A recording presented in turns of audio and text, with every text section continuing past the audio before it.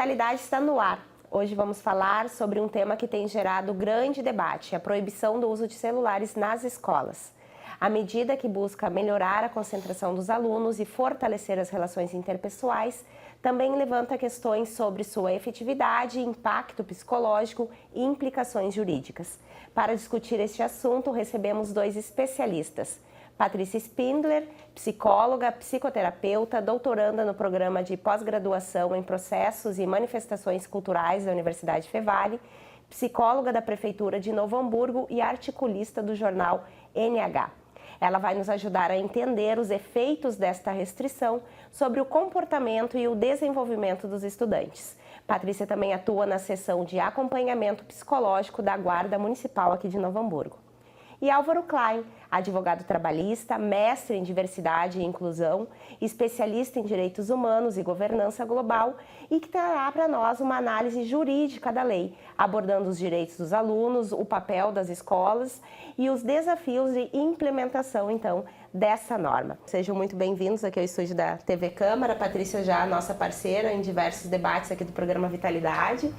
E o Álvaro, então, estreando aqui conosco na TV Câmara, já falando sobre essa importante lei que tem repercutido muito, né, na comunidade escolar e também na mídia.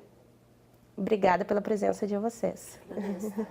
Patrícia, quer fazer suas considerações iniciais? Faltou alguma coisa na tua apresentação desse currículo bem extenso? Não, acho que é isso, né?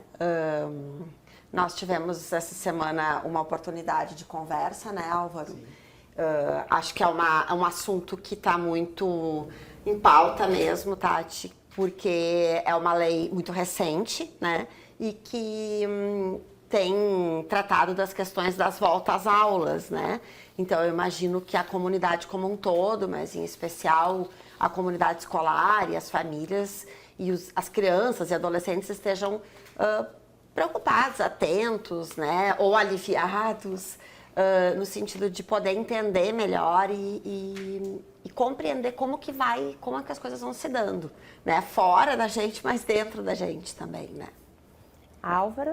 Pois então, inicialmente agradecer o convite por estar aqui, é um prazer. Com relação aos currículos, faltou, acho que alguma coisa assim no meu currículo e no currículo da Paty, que é o fato de nós sermos pai e mãe de adolescentes em idade escolar e que estão vivendo agora os impactos dessa legislação na mesma escola, lá na Escola Fevale, onde eu também sou presidente da Associação de Pais e Professores. Exatamente. Por isso, o evento que nós fizemos na segunda, uma necessidade de trazer esse assunto a debate na comunidade escolar, que surgiu lá no âmbito da Fevale, da Associação de Pais e Professores, já no começo do ano passado, quando programamos esse evento que fizemos agora na segunda-feira, que acabou obstaculizado pelas cheias de maio, né? Pela tragédia ambiental que nós tivemos aí em maio, que nos impediu de realizar esse evento naquele momento, tivemos que mudar o foco, né? E quando então agora fizemos o evento, já estavam sob a égide, sob a vigência dessa lei, né, federal que proíbe o uso de celulares, telas e outros aplicativos como celulares, como relógios, em todo o ambiente escolar, né, em toda a escola. Então, o nosso evento e eu acredito que a nossa fala aqui vai estar muito mais centrada na necessidade efetivamente de regular esse uso desses aparelhos, das redes sociais no ambiente escolar, do que efetivamente na lei, porque a lei ela é o reflexo de um clamor da sociedade, né? A sociedade exigiu que essa lei acontecesse, porque não seria diferente, né, Paty, não seria diferente quando olhamos para essa lei e vemos que ela foi proposta na Câmara dos Deputados e lá foi votada à unanimidade, não houve nenhum deputado que se opôs, dos 500 e tantos, né? Foi para o Senado, onde os seus 81 senadores também aprovaram à unanimidade a mesma lei, foi para a Presidência da República, que foi, então, promulgada sem ressalvas, ou seja, uma lei muito simples, bem curtinha, de 5 artigos, mas que traz a essência de uma preocupação da sociedade. E ela não vem para encerrar a questão, né? A lei não vem para encerrar essa questão, não é agora, proibido o celular, está tudo resolvido, não. A lei vem muito mais para provocar um pensar. Nós precisamos pensar na utilização desses artifícios eletrônicos de comunicação e de interação social e como eles estão interferindo na nossa formação, não só na escola, mas na nossa formação de ser humano. A gente posso complementar, claro, fica à vontade. Né, no sentido de que algumas pessoas têm feito a crítica, né, de por que então a gente precisa proibir através de uma lei, né? O que a gente tem visto a partir de estudos científicos, das pesquisas, das evidências, Tati, é que sim, nós falhamos enquanto sociedade, enquanto pais, enquanto educadores, no sentido da gente ter que, a gente não conseguiu frear isso, né? Por quê? Porque nós, que não somos os nativos digitais, diferente dos nossos filhos, também nos deslumbramos muito com o boom da tecnologia, né? E das facilidades e das recompensas emocionais que isso nos traz, né?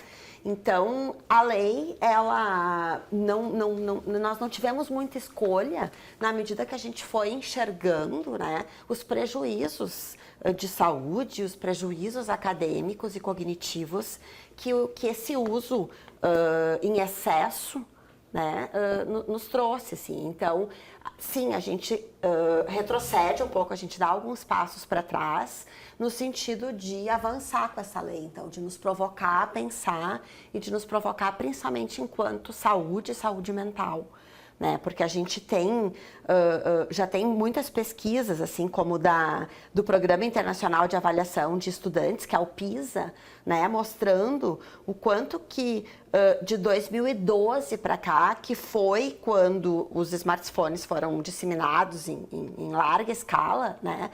Dos prejuízos das notas nas escolas, né? Então, em áreas como leitura, ciências, matemáticas, assim, então, é um gráfico que só está em queda, né? Os índices de saúde, né? Por exemplo, o número de atendimentos do SUS para crianças e adolescentes em relação à ansiedade, de 2014 para 2023, é absurdo, só para ter uma ideia, assim, de 10 a 14 anos, em 2014, foram 1.850 atendimentos no SUS em relação à ansiedade. Em 2023, foram 27.428, então, de 1.800. Isso dado nacional? Dado nacional, né, para 27 mil. Em 2024 vai para 24 mil. E na faixa etária de 15 a 19 anos, esses números aumentam. Vai de 1.500, lá em 2014, para 58.975, quase 59 mil atendimentos em 2023. Então, em 9 anos, isso é uma... Eu nem sei quantas vezes, triplica, quadriplica. Né? Muito mais. São esses números que eu refiro como o clamor da sociedade. Exato. Quando a sociedade se manifesta com um adoecimento mental e que tem uma relação direta com a inserção dessa forma de interagir socialmente, digamos assim, por meios eletrônicos, é um sinalizador, e aí a nossa Câmara dos Deputados, o nosso Congresso, Câmara e Senado, mostram uma sensibilidade muito grande. E aqui, eu até na fala que fiz lá na Fevale, na segunda-feira, fiz essa referência, que nós temos aqui uma lei que vem para atender problemas nacionais, que são do Oiapoque ao Chuí, que pegam gremistas e colorados, gaúchos, paraenses, paranaenses, catarinenses, né? Esquerdistas e direitistas, muito importante, né? Porque quem propôs essa lei na Câmara dos Deputados foi um deputado de extrema-direita. E quem aprovou foram todos os deputados. Os de extrema-esquerda, os de extrema-direita e os de centro. Foram todos os senadores, né? Então, como eu disse, é um problema de esquerdistas, direitistas, de chimangos e maragatos. Todo mundo está envolvido nisso, de certa forma, impactado, né? E a lei, ela acaba sendo discutida pela sociedade apenas pelos seus 2 primeiros artigos, os definitivos, né? Fica proibido o uso por estudantes de aparelhos eletrônicos portáteis. E o segundo são excepcionados, o artigo 2º, né? Ficam excepcionados da proibição do caput esse. Mas o artigo mais importante é o artigo 4º. O artigo 4º diz o seguinte, me permitir ler. As redes de ensino e as escolas deverão elaborar estratégias para tratar do tema do sofrimento psíquico e da saúde mental dos estudantes da educação básica, informando-lhes sobre os riscos, os sinais e a prevenção do sofrimento psíquico de crianças, adolescentes, incluídos o uso imoderado dos aparelhos referidos no artigo 1º dessa lei e o acesso a conteúdos impróprios. Parágrafo 1º. As redes de ensino e as escolas deverão oferecer treinamentos periódicos para detecção e prevenção à abordagem de sinais sugestivos de sofrimento psíquico e mental e de efeitos danosos do uso imoderado das telas e dos dispositivos eletrônicos portáteis, pessoais, inclusive aparelhos celulares. E aí vem o parágrafo 2º do artigo 4º, que para mim também é importantíssimo. Diz o seguinte, os estabelecimentos de ensino disponibilizarão espaços de escuta e de acolhimento para receberem estudantes ou funcionários, diz aqui, lê-se, professores, professoras e toda a sua rede de apoio da escola, da parte administrativa, da parte pedagógica, todo mundo que também não está em sala de aula, tá? Que estejam em sofrimento psíquico e mental decorrente principalmente do uso imoderado das telas e de nomofobia. Veja, é importantíssimo isso, de que a lei ela traz uma proibição do uso que parece que impacta e obriga as escolas a promoverem punições para quem estiver usando. Não, não é isso. A lei não está dizendo isso. A lei está dizendo que aquele que desrespeitar a lei, aquele aluno que desrespeitar a lei, deverá ser acolhido pela escola, acolhido pela comunidade escolar. E a partir daí se conseguir fazer vamos usar um termo inapropriado, quem sabe, mas uma cura disso, né? Para se ressocializar, para fazer entender o uso disso de uma forma assim, pontualmente. Ou para pensar, né, Álvaro, que eu acho que isso que não está total, a gente tem ideias, tem algumas boas experiências, boas práticas, mas assim, para pensar coletivamente que caminhos a gente vai construir para isso, né? E eu tenho, na minha fala, lá na Fevale, eu bati muito nessa tecla, assim, que é algo da esfera coletiva. Então, a lei vem para nos aliviar coletivamente, né? Porque todo mundo já deve, que é pai e mãe, deve ter ouvido na sua casa assim, mas todo mundo tem, menos eu. Todo mundo pode, menos eu, né? Então, assim, estava muito difícil até então sustentar, um pai, uma mãe, sustentar para o seu filho, principalmente os adolescentes, não, tu não vai levar o celular para a escola, né? Ou tu não vai acessar tais redes sociais ou tais plataformas, né? Agora, nesse contexto escolar, isso tem uma lei definida, né? Com as experiências anteriores, porque o estado do Rio de Janeiro e São Paulo já estavam com essa lei, né, muito semelhante, a gente viu que o que nós estamos vivendo agora, com o começo das aulas, o reinício das aulas, são alguns desses sintomas de abstinência, né? Porque a nomofobia, ela está tratando disso, assim, a dificuldade, né, de se afastar do telefone. Isso é tanto nessa dimensão psicológica, subjetiva, quanto nessa dimensão física e material mesmo, né? Os adolescentes e muitos de nós, porque a lei está falando desse contexto escolar, mas remete a nós adultos, né? E isso tá as famílias como um todo. As famílias, né, como um todo, e na verdade com todas as faixas etárias, né? A gente tem um problema que está sério também com a questão da terceira idade, né? Que ao mesmo tempo que coloca como possibilidade de interação social, tem privado também muito de outras situações, né?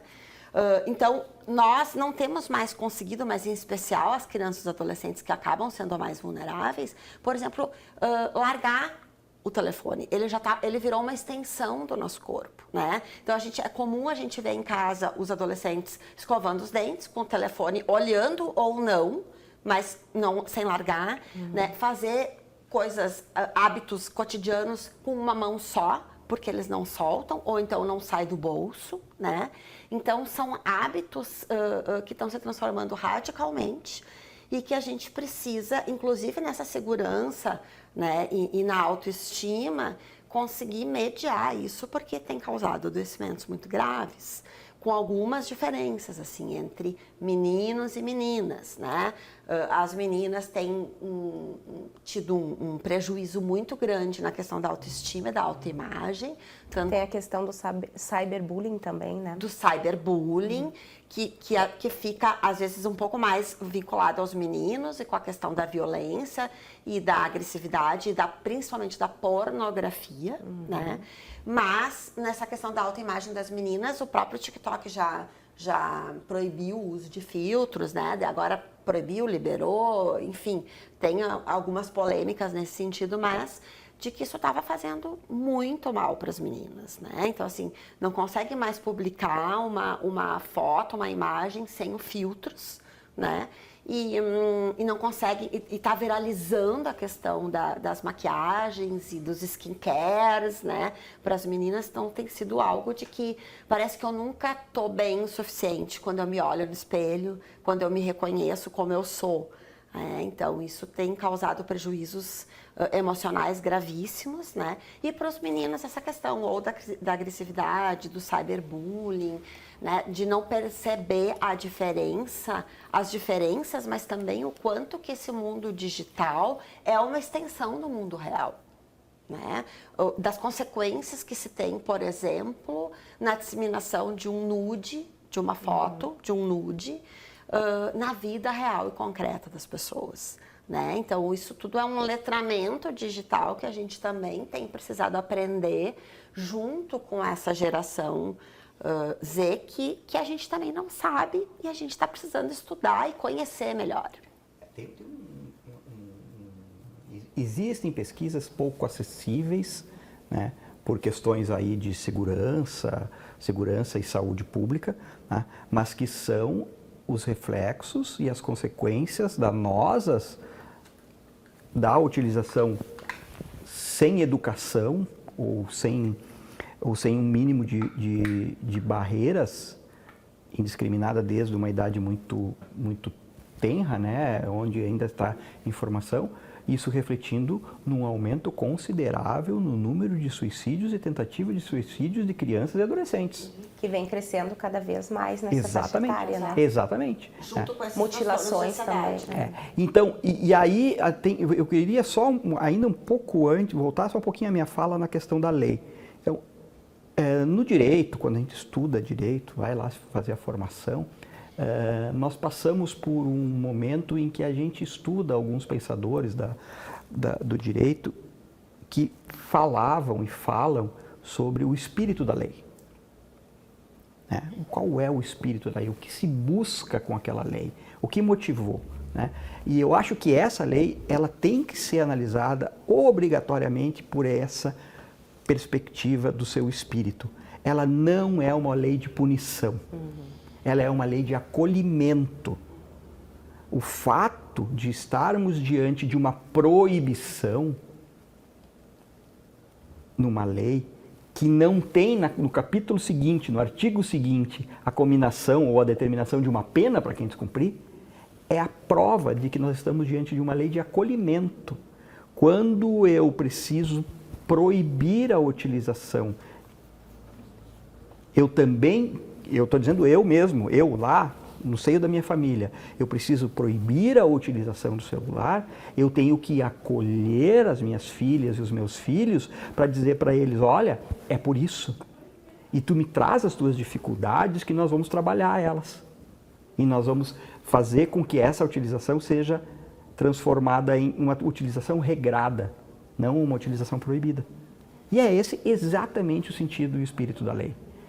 Eu me impressiono muito com a sensibilidade do legislador da nossa Câmara dos Deputados e do Senado de propor uma lei tão bacana. E para mim essa é uma lei muito bacana que não merece reparos.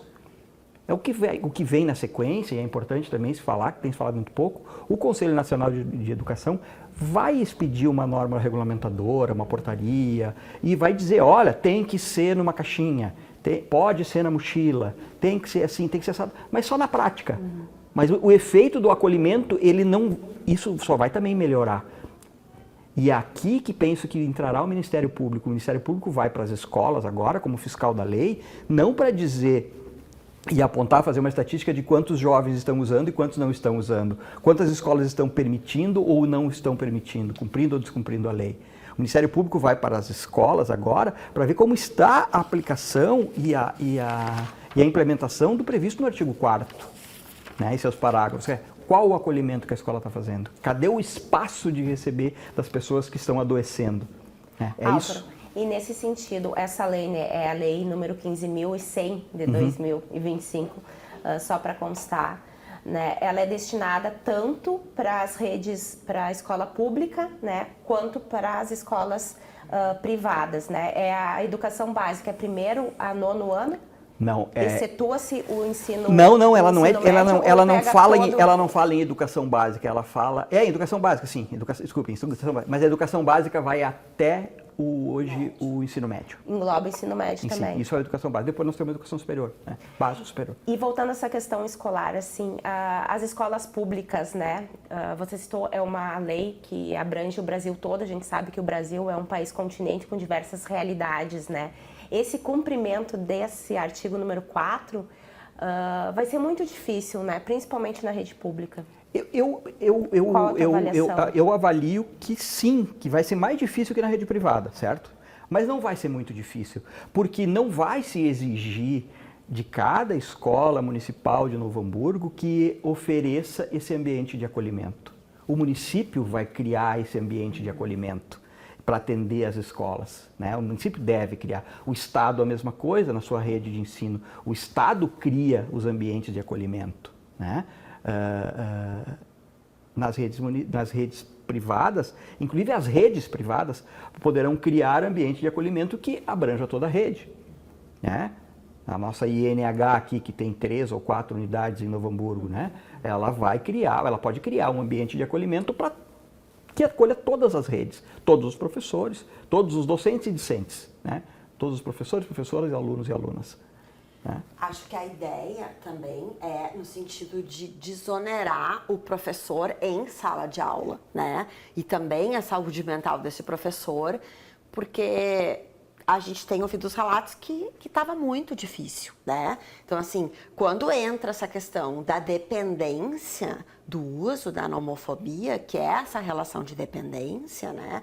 Tanto quanto uma dependência de qualquer outra substância, ou de qualquer outro objeto, qualquer outra relação, muitas vezes as crianças, os adolescentes não conseguiam fazer esse autocontrole sozinhos, né? Então, esse é um momento, assim, da gente enxergar sintomas de abstinência, tanto nas famílias quanto na escola, e, em especial, ir criando essas alternativas, né? Ou buscando aquilo que já se tem de recurso dentro das escolas, para potencializar esse atendimento, desse acolhimento, esse entendimento sobre essas situações. Então, sintomas como agressividade, irritação, né? Alterações no sono, na capacidade de atenção, de concentração, né? São sintomas que a gente pode ver como uma espécie de uma piora, agora num primeiro momento, porém ligado a esse fenômeno da abstinência, né? Como se a gente estivesse que fazendo um certo desmame, assim.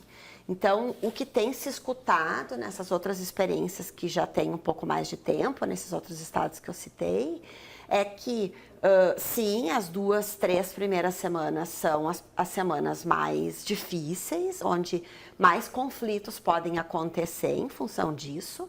No entanto, a ideia é de que esses conflitos das relações humanas, eles sejam vistos como benéficos, né? Não os da abstinência, mas no sentido do convívio, porque as crianças e adolescentes, eles vão passar a ter mais convívio. Porque no recreio também não pode usar, né? Não pode usar no recreio, e os relatos são justamente que os recreios voltaram a ser mais barulhentos, né? A própria sala de aula, às vezes, ela está mais barulhenta, porque não pode buscar tudo no celular, né? Qualquer vibração, qualquer notificação, as crianças não conseguiam se segurar, então iam para o aparelho e já perdiam a conexão com o raciocínio de estudo, né?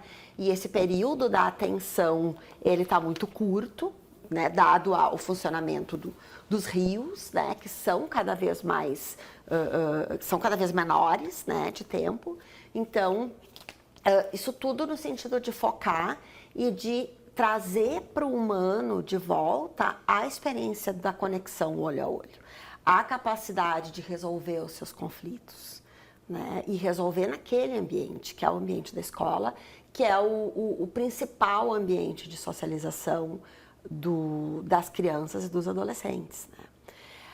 Há, né, Álvaro, assim, um relato de preocupação de muitas famílias em relação a essa interação mais direta com os filhos através do telefone, né?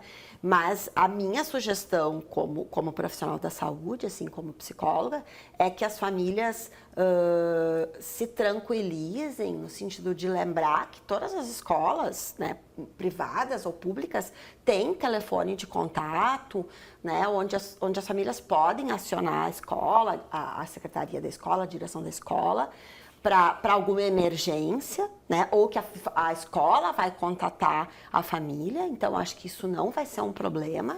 O que vai acontecer é que os pais podem também estar mais concentrados nas suas atividades e acreditar na capacidade dos filhos de resolver conflitos e da intermediação dos professores da escola para isso, né? Então acho que isso é também os pais acreditarem nessa relação de confiança com seus filhos, e se isso não estiver bem claro, é uma oportunidade para fortalecer, né? De que no ambiente da escola tem adultos ali para mediar isso, que através das relações escolares. Fora da escola, eles vão seguir no seu papel de responsáveis e cuidadores, né? Nesse sentido, Paty, eu ouvi outro dia uma entrevista de um pesquisador que fez parte da construção da base da legislação paulista, que também foi proposta numa Câmara, numa Assembleia Legislativa bem dispar na questão da sua formação, com muitos de extrema-direita, com muitos de extrema-esquerda, uma Assembleia bem litigante, assim, bem beligerante, digamos assim, nas suas relações, tá? E que aprovou também a proibição de celulares no estado de São Paulo, nas escolas públicas, à unanimidade, sem nenhuma discordância. E esse pesquisador dizia justamente isso com relação a essa presença virtual dos pais na sala de aula, de que acontecia coisas do tipo, crianças lá dos seus 7, 8 anos tinham uma desavença, uma briga com o colega. Imediatamente comunicava o pai, fulano me xingou, briguei com Beltrano. O pai demorava uns minutos para receber aquela mensagem, processar, pensar o que ia fazer, e imediatamente liga para a escola, o que está acontecendo com o meu filho? Aí a orientação educacional sai da sua sala e vai até aquela turma para ver o que aconteceu. Chega lá, as crianças estão brincando juntas, já fizeram as pazes. Já teve uma intermediação já com o professor, como é o papel, né? Mas esse é o papel do professor ali, né? E não também de ser invadido fora do seu horário de trabalho. Prestação de contas instantânea, né? Do que está acontecendo na sala de aula. Inclusive porque as crianças são dotadas, e parte dos adolescentes, ainda no início da adolescência, são dotadas de uma capacidade de perdão muito fácil, né? Eles perdoam, eles se reconciliam com muita facilidade. Isso aprendeu o conflito, por exemplo, né? E aí, gerenciar o conflito, gerenciar seu próprio conflito, né? Os seus conflitos internos e com os conflitos externos, e a escola é o lugar de aprendizagem para isso também, né? Então a gente precisa, eu acho que a lei, Álvaro, ela volta a investir nesse espaço escolar. E é óbvio que todo esse boom da tecnologia veio junto com a pandemia e principalmente nesse pós-pandemia, né? Onde a gente também ficou muito mais recluso. Então a gente tem que pensar, por exemplo, que consequências essa lei vai ter nas famílias, ou seja, dentro das nossas casas, né? Essa possibilidade e a urgência de ajudar os nossos filhos a pensar o que eles estão perdendo da vida né, de oportunidades quando eles ficam só no telefone ou só no videogame. Então, o quanto que nós pais, muitas vezes, nos angustiamos, porque a gente não consegue mais tirar os filhos de dentro do seu quarto, né?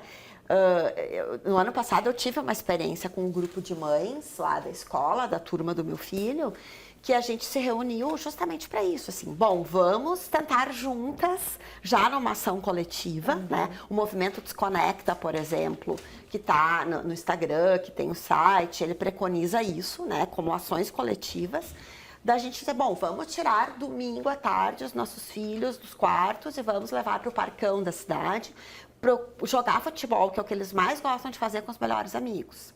E nos colocamos essa proposta. E quando a gente se encontrou finalmente no parcão, a gente viu que essa proposta foi um grande desafio, porque nenhum deles, e não era só o meu filho, era todas as mães tiveram dificuldade de tirar os seus filhos para ir jogar futebol com os melhores amigos, né? Mas eles foram e adoraram, né? Mas é um desafio, então a gente também precisa dar o exemplo de largar um pouco mais o celular e não trabalhar 24 horas por dia ou ficar presa a ele, né? Porque todos nós podemos fazer uma avaliação do quanto que a gente lê menos, do quanto que a gente interage menos, do quanto que a gente socializa menos, do quanto que menos atenção a gente tem dado para eles, né?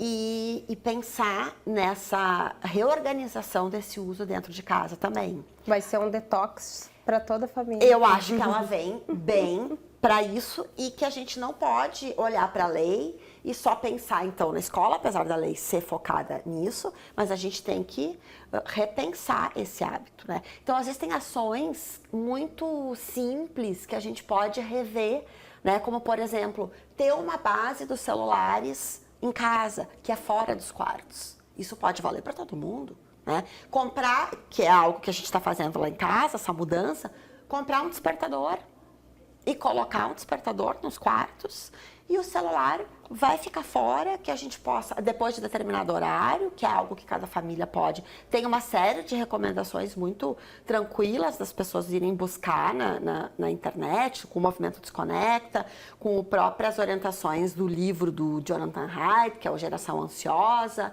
Tem o movimento, tem o site da Infância Livre de Telas, da Internet Segura, né? Então, de uma série de orientações que já estão sendo veiculadas aí para cada faixa etária também, para nos ajudar a orientar, mas nós podemos fazer essa combinação coletiva em casa, principalmente com as crianças maiores e com os adolescentes. Eu digo, lá em casa, nós temos essa prática de não usar celular no quarto há bastante tempo, temos despertador em todos os quartos, e temos uma base onde a gente deixa os celulares para carregar. Eu tento chegar em casa às 6 horas da tarde e deixar meu celular lá. É só pegar outro dia de manhã. Lógico, alguns momentos e algumas situações demandam a utilização, sim, demandam a utilização. Né? Algumas situações peculiares de cada família são diferentes com relação a um filho ou a um integrante da família que não está em casa naquele momento, que pode precisar de ajuda, que pode precisar acionar para ir buscar, para levar para algum lugar. Isso, claro, isso tudo tem que ser administrado, mas precisa ter um exemplo e um modelo a ser seguido, assim, porque senão não consegue, né? O afastamento físico, como a Paty disse, hoje a gente já está naquela situação de que o celular faz parte do nosso corpo, assim, né? Está tão integrado como foi com o relógio, né? O relógio veio para o pulso da gente e passou a fazer parte do corpo daqueles que gostam de usar.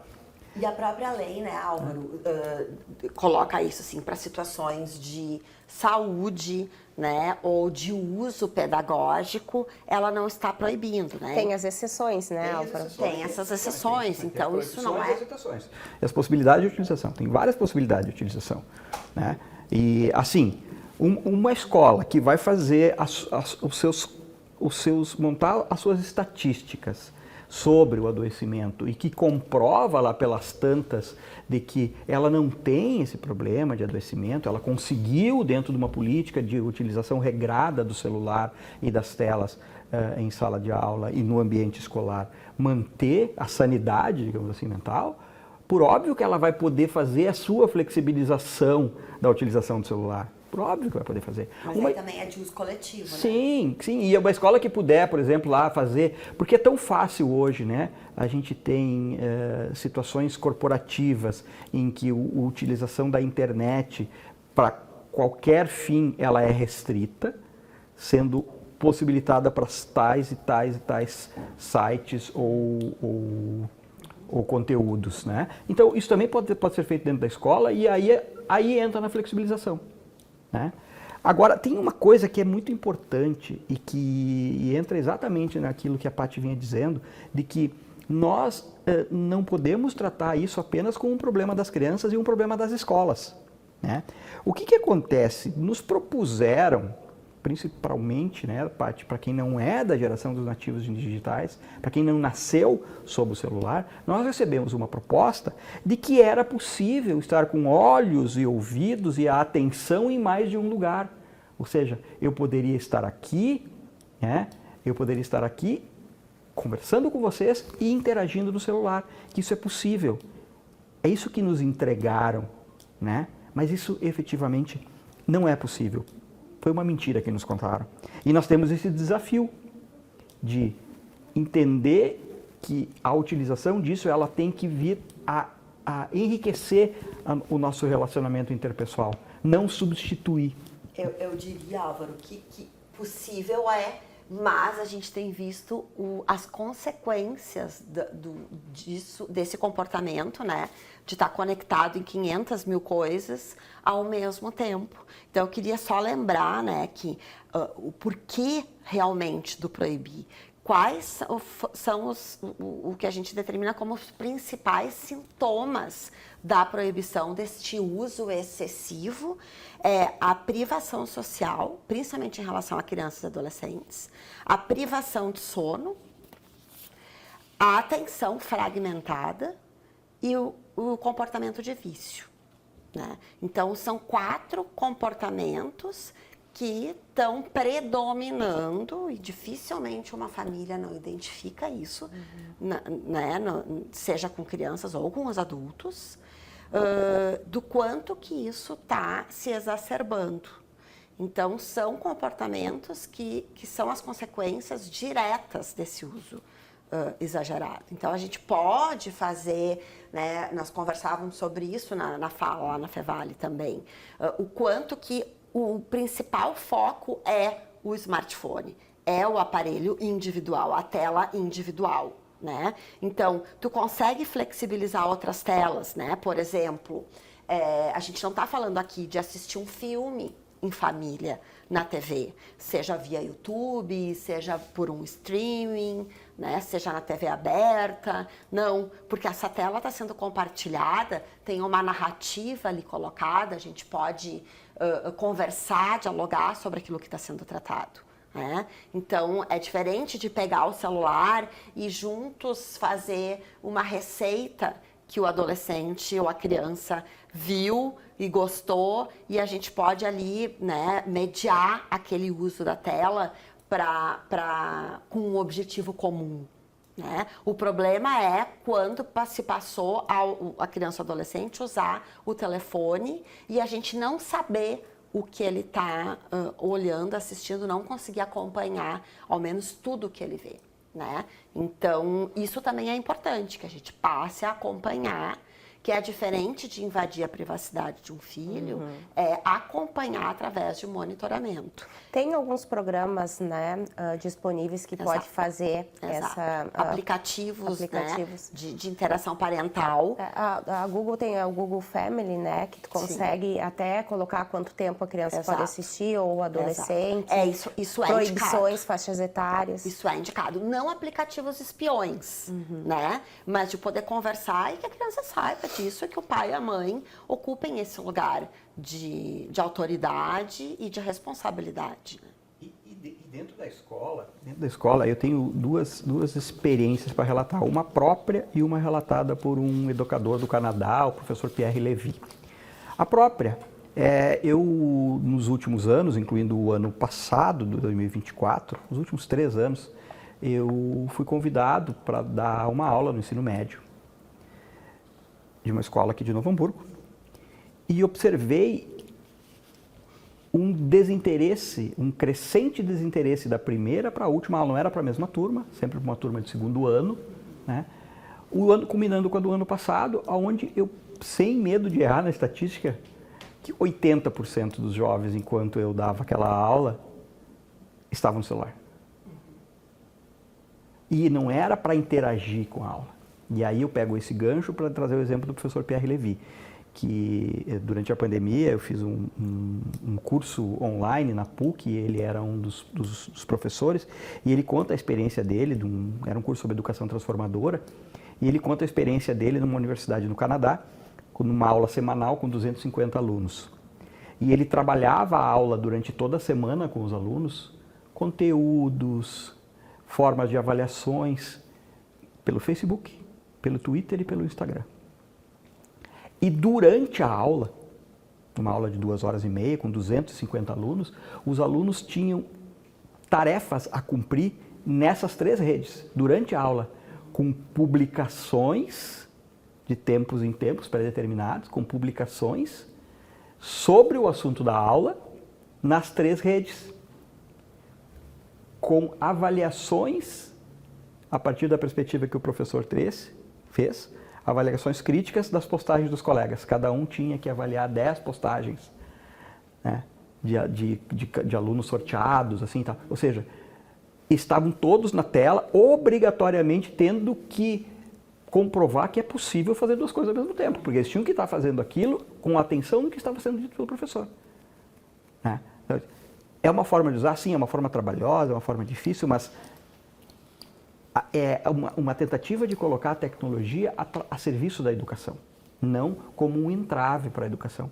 E isso é um caminho que eu acho que nós vamos acabar seguindo, que nós vamos acabar chegando numa situação em que nós vamos aprimorar as nossas relações e a nossa utilização desses artifícios eletrônicos a ponto de não precisarmos mais falar em proibição, falar numa utilização regrada.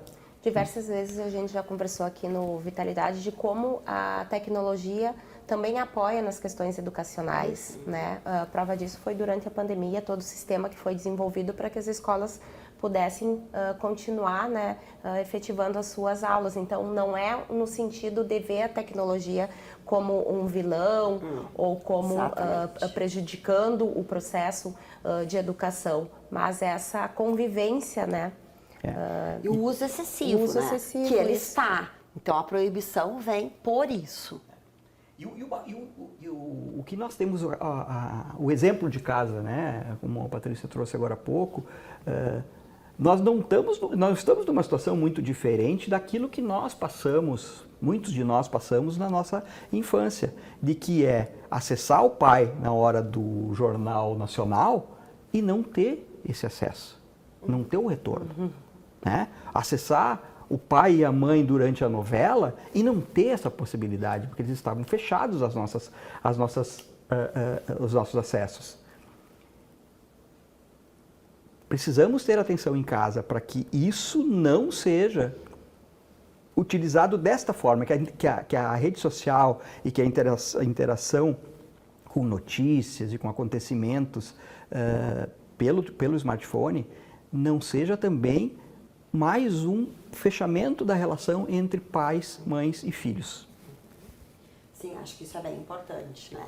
Então, assim, por exemplo, às vezes as famílias ficam muito angustiadas com isso e querem lotar a agenda das crianças, né?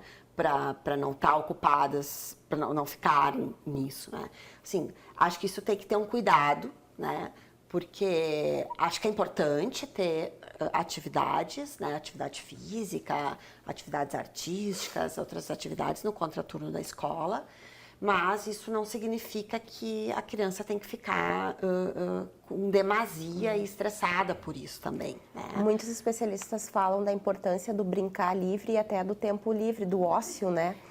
Isso, eu só aponto, isso é importantíssimo. O que eu aponto é que nesse período inicial, talvez a gente tenha que fazer alguns desmames, né? Então, assim, quando a gente fala assim, bom, não sei, te vira, vê lá o que tu quer fazer no teu quarto, brincar, eles perderam essa capacidade. Lidar com o emocional deles é muito difícil quando de se nessa reorganizar, situação. Isso. né, Tati? Assim, bom, o que tu vai fazer? Bom, Não sei, tá, mas talvez a gente tenha que ajudá-los num primeiro momento, né? Quem sabe tu monta um quebra-cabeça, quem sabe tu pega um livro para ler, né? Quem sabe tu reorganiza os seus materiais escolares, tu reorganiza essa parte do teu armário, que coisas, né? Brinquedos que estão esquecidos, muitas vezes eles começam a mexer e acabam gostando de retomar aquilo, né? Então, quem sabe vamos parar e vamos olhar um filme. As crianças menores me parecem, eu sou mãe de uma criança menor e de um pré-adolescente, né? Um adolescente já. Ele tá mais fechado para as alternativas, Sim. né? E a criança ainda, Sim, né? sim. Mas para a criança é muito importante que a alternativa esteja acompanhada da presença do pai e da mãe. Sim, eles Porque têm não essa necessidade. não pode ser, tome um livro, meu filho. Não, vamos ler um livro, meu filho. E aí a disponibilidade do pai e da mãe de se entregar a esse momento com seu filho de leitura de um livro vai demonstrar que é possível largar da tela e ler um livro. Também não é possível que uma mãe ou um pai peçam para o seu filho organizar o seu quarto enquanto ele permanece no celular com o próprio quarto desarrumado ou com o quarto arrumado por alguém que trabalha na casa. Né? Não. É nesse momento em que vai haver o exemplo. Né? Vamos lá, vamos ler, vamos brincar. As próprias atividades da casa, as atividades domésticas, né? São atividades que podem, dependendo da idade da criança, obviamente, né? Na medida que ela for crescendo, essas atividades vão se complexificando mais, né? Mas podem ser inseridas nessa rotina, né? E às vezes elas podem ser mediadas pela tela, às vezes não, né? Então assim, a gente fazer uma comida ou lavar uma louça e ter lá uma música rolando no telefone ou, né, organizar para tocar na Alexa, por exemplo, mediada pelo Spotify, que é algo desse tipo, pode ser algo bacana, como eu falei antes, deixar o vídeo da receita rolando, né, para ir aprendendo a fazer. Então, são coisas que podem ser mediadas e momentos em que isso precisa, que a gente possa ajudar eles a entender que momentos são mais indicados e que momentos são menos indicados. Então, essa é uma construção a ser feita com eles. A gente, como adulto, precisa, às vezes, descobrir qual é o melhor jeito, qual é o melhor jeito lá da minha família, como é que isso funciona melhor na minha casa. Então, acho que é um convite, de uma certa forma, né, Tati, a que todas as famílias repensem isso, tanto para nós ajudarmos, auxiliarmos os adolescentes e as crianças nesse processo, quanto para a gente reorganizar a casa, né, a bagunça da casa nesse sentido também. Eu acho que é algo muito bem-vindo. Tem uma questão da lei que penso que nas famílias, em casa, poderia ser utilizado como uma metáfora. A lei diz disponibilização de espaços de escuta e acolhimento. Nós precisamos disponibilizar espaços de escuta e acolhimento em casa. E nós, pais e mães, precisamos buscar espaços de escuta e acolhimento para nós mesmos. A lei está dizendo isso da escola, mas é impossível que isso aconteça sem que todos nos demos conta de que é necessário conversar sobre isso, é necessário expor as nossas dificuldades para que nós possamos juntos sair disso que pode ser uma grande fonte de adoecimento, uma das maiores fontes de adoecimento mental que já conhecemos. Os filhos, né? Isso é uma demanda que tem aumentado muito no consultório, assim, né? Dos adultos que eu atendo trazerem essas questões, assim, da relação com os filhos, mas principalmente essa relação mediada pela tecnologia, né? Então, como fazer, de que jeito, até onde flexibilizar, até onde não, né? Porque não é isso que a lei vai nos dizer, são leis que a gente precisa ir construindo como convivência, como funcionamento da casa, da família, né? E das relações. Então, cada vez mais são dúvidas que pais e mães, que o exercício da parentalidade no mundo de hoje tem trazido como dificuldade, e é difícil mesmo, né? E que se tem precisado com diálogo, com entendimento e com orientações, repensar. Estamos chegando ao final do nosso programa. Gostaria de pedir as considerações finais, então, da Patrícia e do Álvaro. O Álvaro falando mais dos aspectos legais e dos impactos jurídicos, né? Também como pai, e a Patrícia dos impactos psicológicos, e que deixasse cada uma mensagem, então, a quem está nos assistindo pela TV Câmara, canal 16 da Claro, e também pelo YouTube aqui do nosso canal legislativo. Tá certo.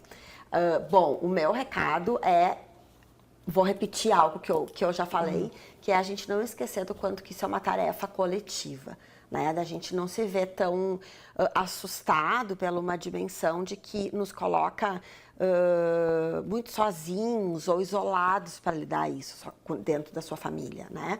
Mas que a gente possa, então, pensar em se unir a outras famílias, né? Em promover espaços de convivência, né? De encontros para os nossos filhos fora da escola, seja com um colega da escola, seja com outras relações de amizade.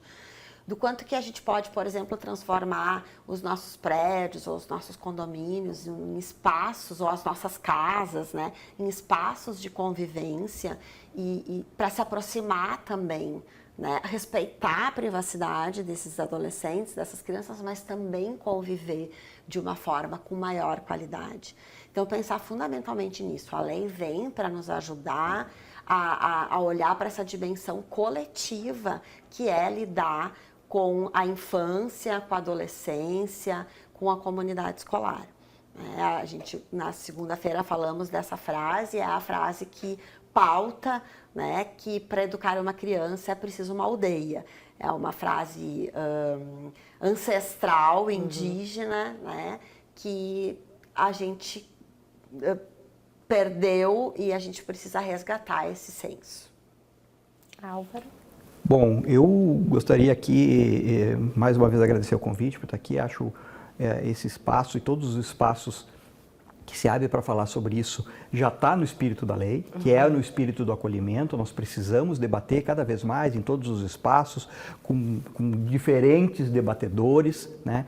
E efetivamente entender de que para educar uma criança precisa de uma aldeia, quer dizer que não é só na escola, quer dizer que não é só na casa e quer dizer que não é no celular. A educação se faz com olho no olho, a educação se faz com interação física, presencial. É isso que eu penso que foi o recado que nós recebemos, não só do Congresso quando edita uma lei, não só da Presidência da República quando promulga a lei, mas veja, essa lei já pipocava em vários e vários estados do Brasil, vários municípios já tinham suas leis também, e hoje o modelo da educação mundial, a Finlândia, que partiu há 10 anos atrás para a educação essencialmente em tela, voltou a usar papel. E eu, saindo daqui agora, vou até a livraria comprar um atlas e uma tabela periódica para cada uma das minhas filhas, que vão ter a primeira vez o contato com isso fisicamente.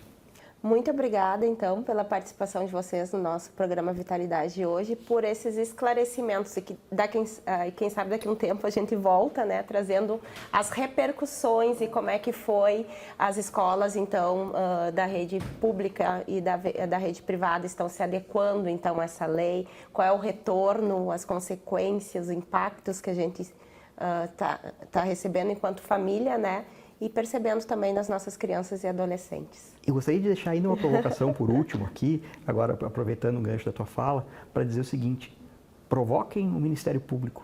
O Ministério Público, eu, como fiscal da lei, ele tem um papel muito importante na questão do acolhimento. Provoquem o Ministério Público para vir falar com vocês aqui, para dar uma palavra para a nossa comunidade, como eles estão se preparando para fiscalizar o cumprimento desta lei.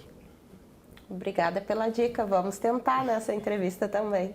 E também só reforço, né, Tati, assim, essa ideia de que os pais estudem, busquem se informar, né? A gente tem muitos materiais já nessa pesquisa aí que eu venho fazendo, a gente pode fornecer, isso é algo que pode estar sendo, que precisa ser trocado, que precisa ser compartilhado e que a gente precisa se amparar, né? Eu acho que isso é fundamental. Obrigada. E assim encerramos nosso programa de hoje. Ao longo dessa conversa, a psicóloga Patrícia Spindler e o advogado Álvaro Klein nos ajudaram a compreender os impactos da Lei 15.100 de 2025, que proíbe o uso de celulares e outros dispositivos eletrônicos portáteis nas escolas de educação básica, tanto públicas quanto privadas, durante as aulas, recreios e intervalos. A medida busca promover um ambiente escolar mais equilibrado, protegendo a saúde mental, física e psíquica das crianças, dos adolescentes, dos professores e das professoras, além de estimular maior interação social e concentração no aprendizado. No entanto, como vimos, sua eficácia dependerá da conscientização da comunidade escolar, do apoio das famílias e também da implementação de políticas que garantam o uso responsável da tecnologia na educação. Agradecemos aos nossos convidados pela participação e a você que nos acompanhou até aqui. Continue ligado no Vitalidade e até a próxima semana.